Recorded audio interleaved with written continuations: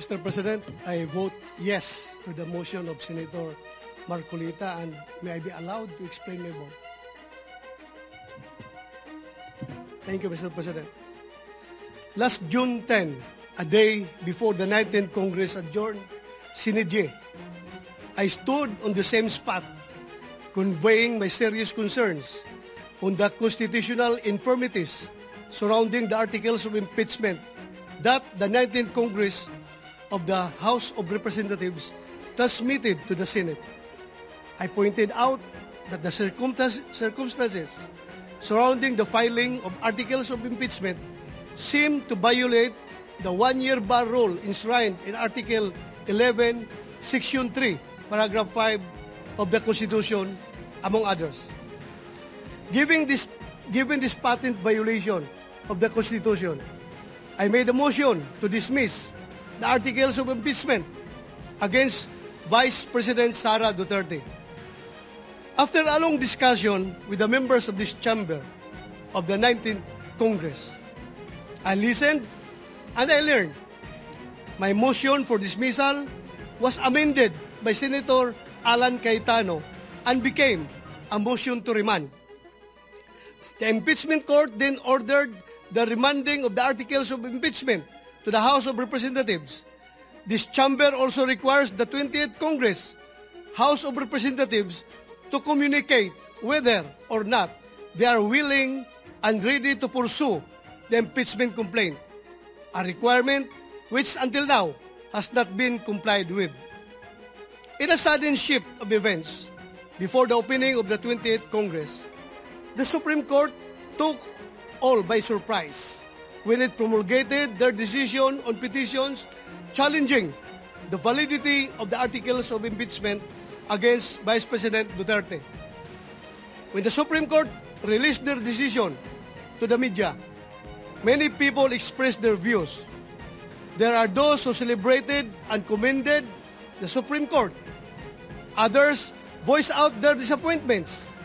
Some criticized the decision. The mixed reactions seem to suggest that the decision promulgated lacks clarity. And yet, Mr. President, after reading the decision, I asked myself, is it long? Yes, 97 pages to be exact. Is it vague? No, Mr. President, it is clear as day. According to the plain meaning rule or verbal leges, if the statute is clear, plain and free from ambiguity, it must be given its literal meaning and applied without interpretation. Now, even though the decision of the Supreme Court is not a statute, it still forms part of the legal system of the Philippines as mandated by Article 8 of the Civil Code of the Philippines. Since the decision of the Supreme Court is clear, plain and free from ambiguity, applying the plain meaning rule, it should be given its literal meaning. That is, the articles of impeachment are unconstitutional. The Senate did not acquire jurisdiction, and the decision is immediately executory. Plain and simple. Kaya naman, Ginoong Pangulo, nagulat ako nung ako'y tanungin, susunod po ba ako o tayo sa desisyon ng Supreme Court? Hindi po ganon kataas ang tingin ko sa aking sarili. I honestly do not place myself in a position so high, too high, that I will be the one to be asked if I will obey the Supreme Court's ruling. Ang nakasaad sa ruling na yon, immediately executory. Wala namang postscript or PS sa baba na nagsasabing subject to your review and further evaluation. As a member of the Senate and as a citizen of this republic, I submit to the authority of the Supreme Court and respect its decision.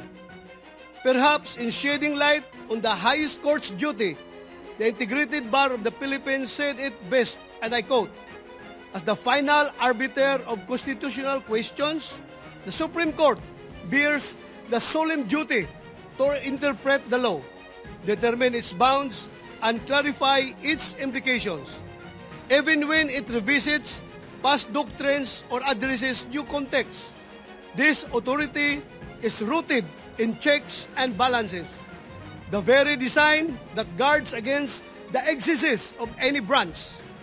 Mr. President, the rule of law is the foundation of our democracy. And if we are to be models of upholding the law, then it behoves us to listen and heed those who have been tasked by the Constitution to interpret the Constitution. The interpretation of the law remains lodged with the Supreme Court, and we must abide by its decision. What message would we send out to our people if we, legislators, will not honor the wisdom of the highest court in the land? Are we not, in effect, promoting anarchy? I want to believe that indeed we are men and women of the law, that we live by rules and perform our mandate as elected officials within lawful means. Our people rest easy and feel a sense of security because their Senate has remained to be guardians of democracy. Looking back, the Senate has accepted several Supreme Court decisions in the past. Why should the ruling in this current impeachment case be any different? Is our concept of respect for and acceptance of Supreme Court decisions selective? If that is the case, are we not playing with fire? Fire, mind you, does not always intend to enlighten or illuminate. It can also burn and bring a house down. Much has been said about where I stand, and I understand that my positions on certain matters have always been consistent and transparent. But while the public and this chamber may be familiar with my views, all that is simply driven by what is in my heart. And I say this with humility. My heart has always been guided by what is right, not only when it is easy, not only when it is convenient, but even and especially when it challenges my comfort zone, when it no longer serves our side. Because at the end of the day, it is a matter of principle, not popularity. Perhaps sometimes we ought to protect our democracy, even from ourselves. Of course, the Senate is not a mere follower of the Supreme Court, but a co-equal branch, meant to respect the powers and functions of the latter in its decisions. I trust that the Senate will continue to peacefully coexist with the Supreme Court. Let us not allow this impeachment trial to become a venue and opportunity to disrupt our system of government. I hope this is not the time when we dance differently when clearly the same song is playing. We must follow the Supreme Court ruling, not because it is the most convenient thing to do, but because it is what is right and just, no matter how unacceptable or painful it may be. And this is why, Mr. President, I vote yes to adhering to the Supreme Court decision. Thank you, Mr. President. Thank you, Senator De La Rosa.